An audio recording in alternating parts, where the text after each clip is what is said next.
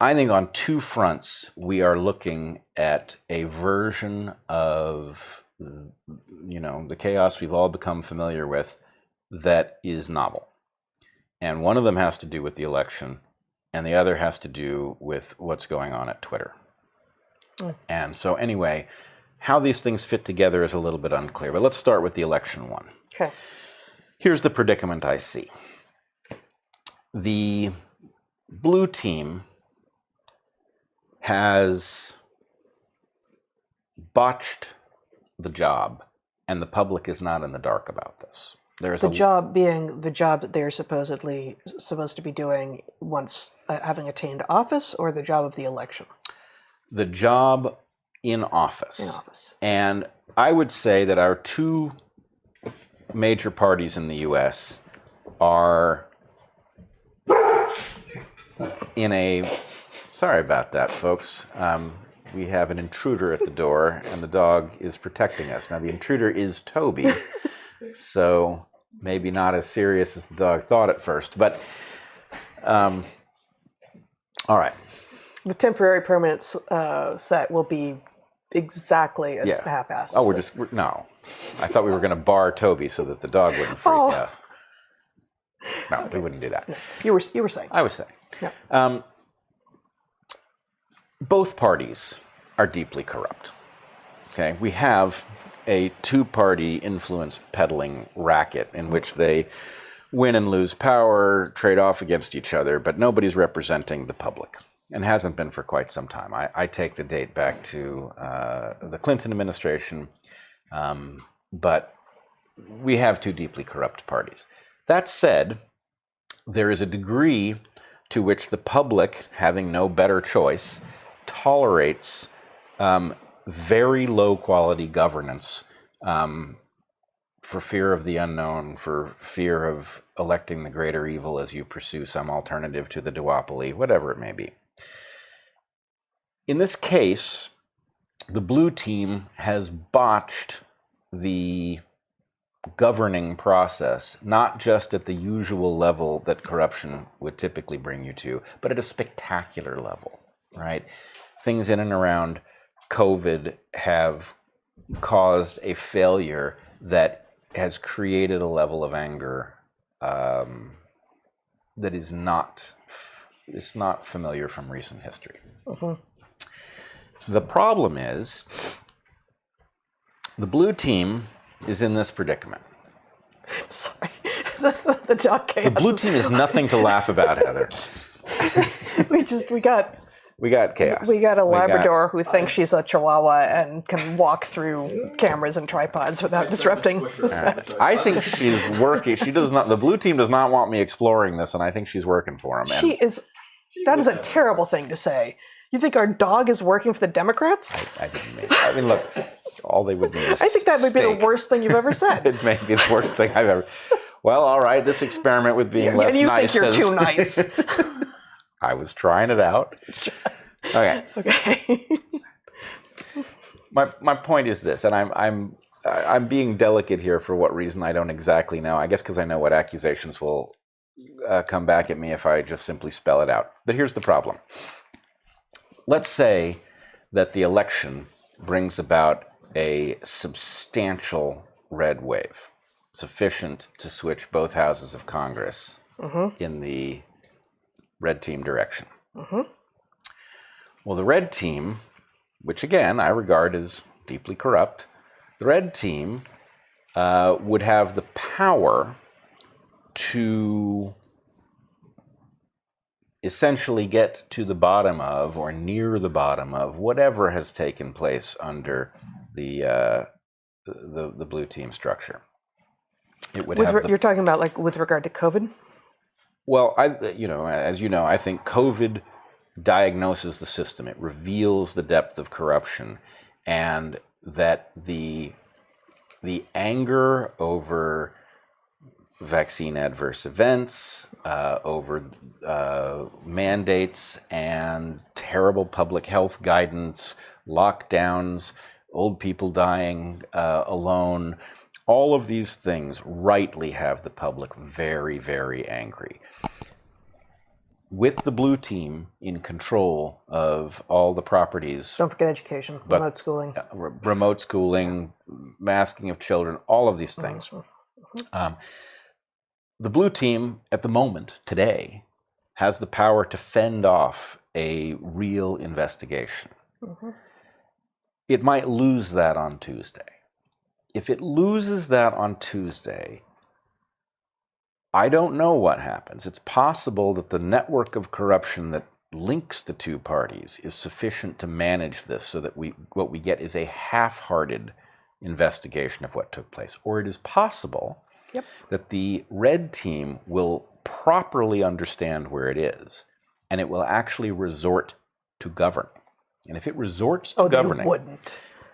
Well, I think this is actually a tough question, because when your job is influence peddling, and then suddenly you're thrust into the role of governing in a moment where influence peddling wouldn't be a good idea from the point of view of you hanging on to power, that actually governing is the best thing you can do from the point of view of hanging on to power, it's not clear what happens. And so what I'm imagining is that we could have serious congressional hearings, and that those things, let's say, for example, what happens if we start investigating what the interrelationship is between pharma, Pfizer, and our public health apparatus, how it is that such terrible products found themselves mandated by a government that should have known better.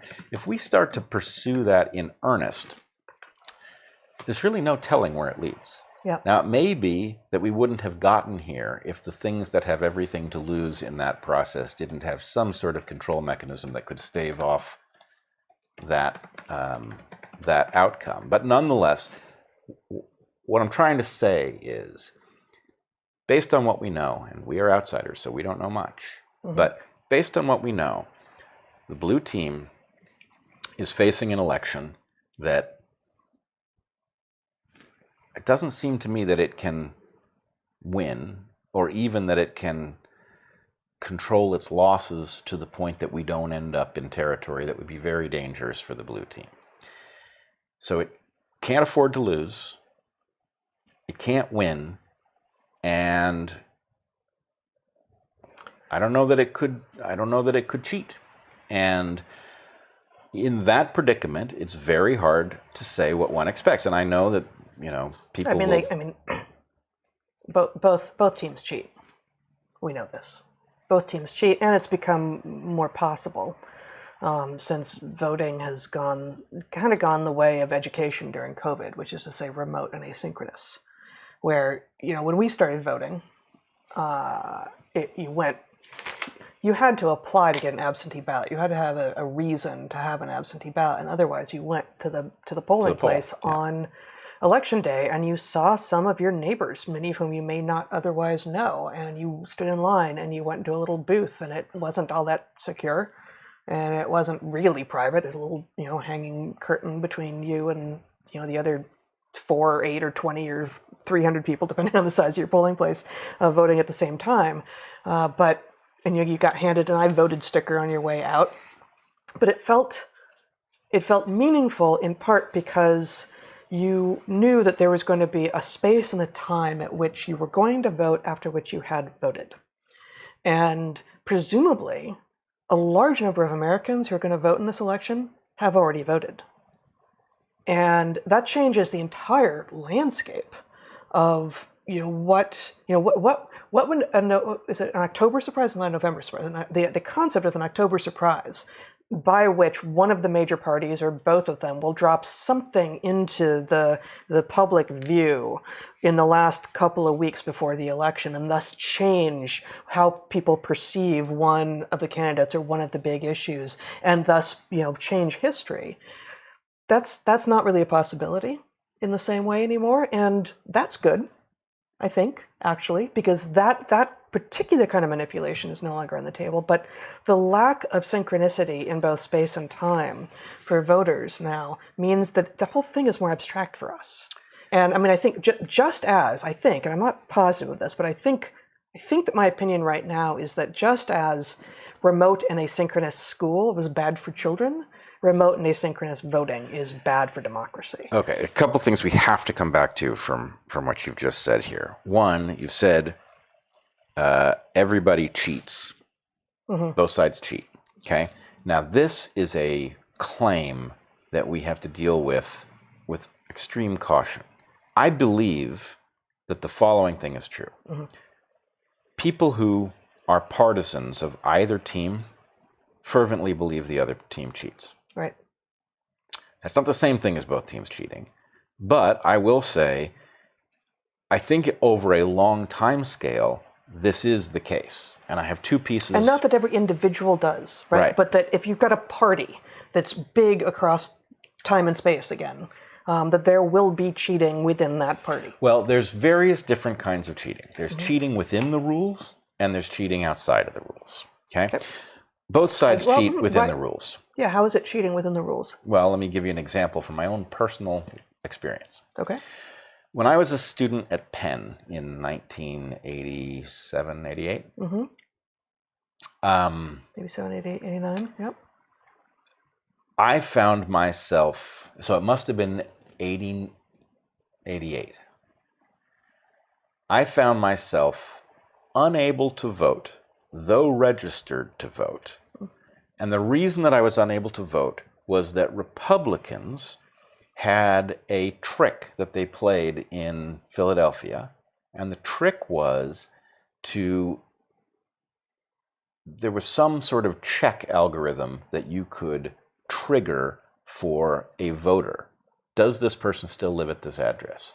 Students, overwhelmingly Democrats. Mm-hmm. Students overwhelmingly move year to year, and they don't change their voter registration because they're voting in the same place. And so it can be claimed we're just trying to reduce voter fraud. We don't want someone voting twice. Right. Yeah. And so instead you end up getting to vote none. Yes. Right.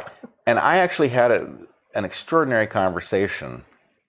The president of the college. So you go to vote and you're like, well, I went to vote and I found myself not registered to vote because my address was incorrect. You've been unregistered. I'd been unregistered and I'd moved literally 2 blocks from where I had been. From your freshman residence to your sophomore residence. So it hadn't occurred to me to re-register because my polling place was going to be the same. So what would be the point? Right. Right. And I caught up to the president of the college. The president of Penn? Yeah. Okay. He was walking down the street. Of course you did. And I went up to him. Oh, of course you did. Well, I was pissed off because I think this was even the college Republicans who had done it. So this was like friendly fire within the college. Yeah, within the university. I mean, it wasn't friendly, but nonetheless, I went up to university. You say college, it makes it sound tiny. Yeah. Well, I went up to him and I was like, "Sir, do you know that this is going on?" And I explained to him what had happened, and he was like, "Of course it's going on. Grow up." Huh. Seriously? I don't think he actually said grow up, but that was certainly the message that he delivered. And, message received. Got it. Grew up. I grew up. It was a relatively inexpensive lesson. But you didn't get to vote in your first presidential election. I can't remember. There may have been one of these things where there was a contingency way where you could vote and then you could pursue it and your address could be reconciled. And then if the vote came down to a close thing, then it could be counted. It was something like that. So I did vote, but it definitely was a trick. But it was a trick within the rules. It's not illegal. Okay. Nobody did anything illegal, right? But, okay, does the red team cheat in elections? Well, I don't know if it's cheated in recent elections. I do know that during the Bush years, the shenanigans that went on surrounding Diebold. Bush 1 or Bush 2? Bush 2. So, beginning with the Gore-Bush election. And this is murky because that's a fair piece of history ago at this point. But my recollection is the following thing.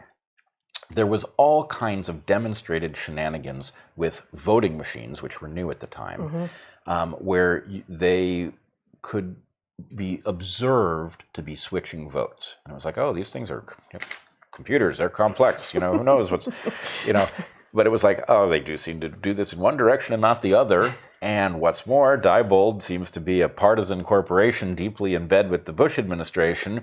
And then there was the craziest piece of evidence at all, which from my perspective made it a relatively open and shut case, which was those of us who were very interested in election integrity knew that the key to election integrity was a paper record of each vote, so that you could, if a voting machine... This was back when people were still going to the polls. Absentee ballots was still rare, but you'd go and then you'd be on a machine, but like, no, I actually need a receipt. Right, and I forget what the name for the receipt is, but a paper record that reflects how you voted, so that you could look, oh, that's not how I voted, something's wrong with this machine, or that is how I voted, and then we can check the receipts against the machine tally and see that the machine is fucked up.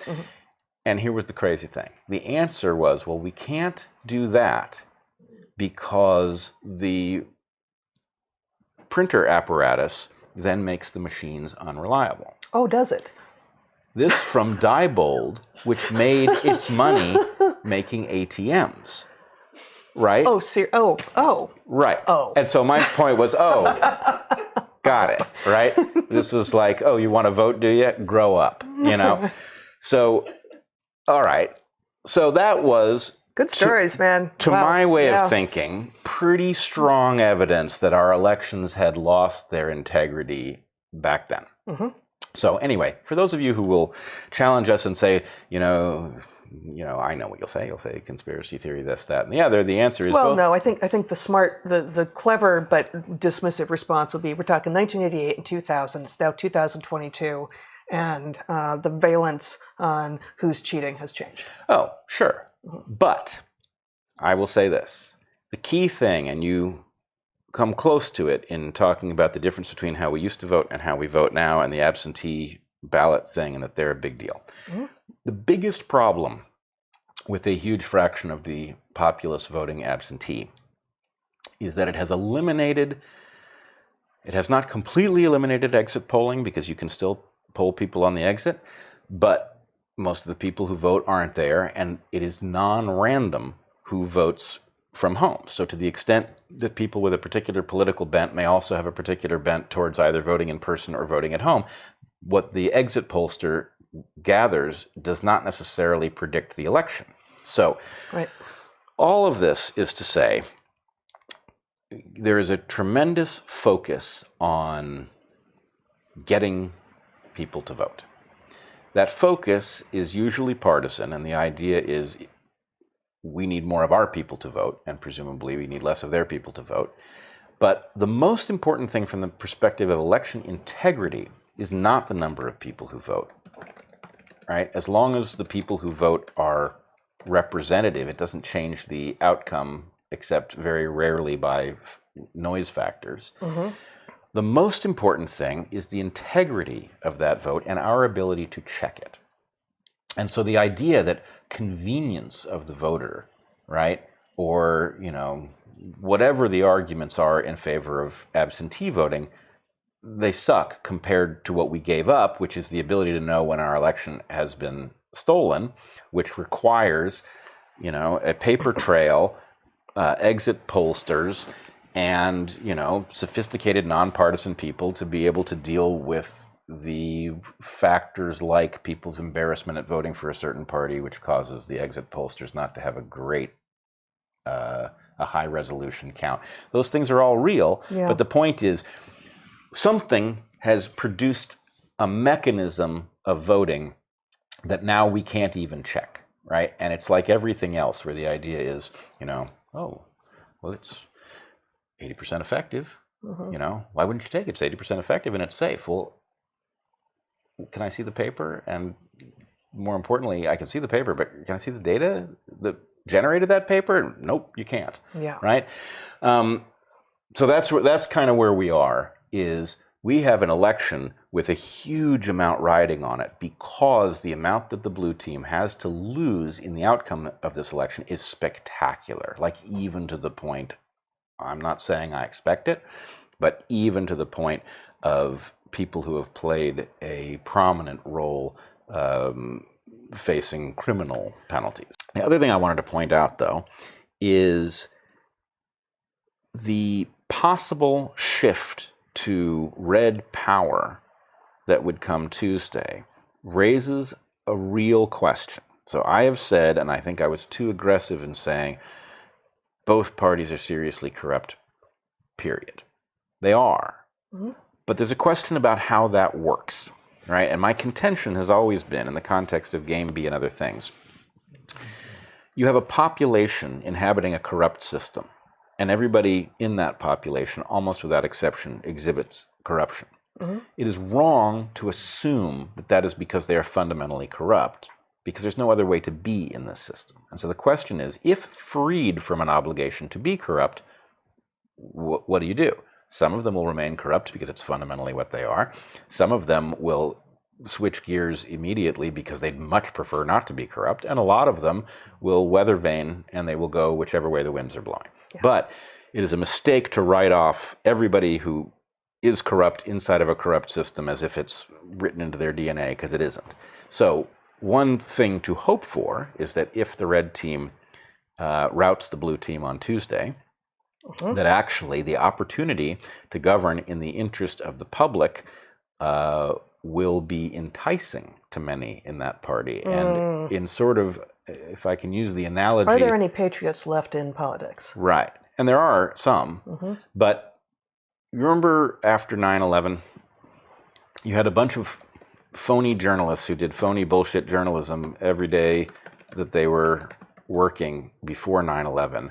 Suddenly 9/11 happens, advertisements disappear from the airwaves for a couple of weeks, I think, and you've suddenly got a bunch of people who are dressed as journalists standing in front of high-quality cameras that a journalist might stand in front of, being expected to deliver a news story, and lo and behold, a bunch of these people who were basically faking being journalists started doing journalism.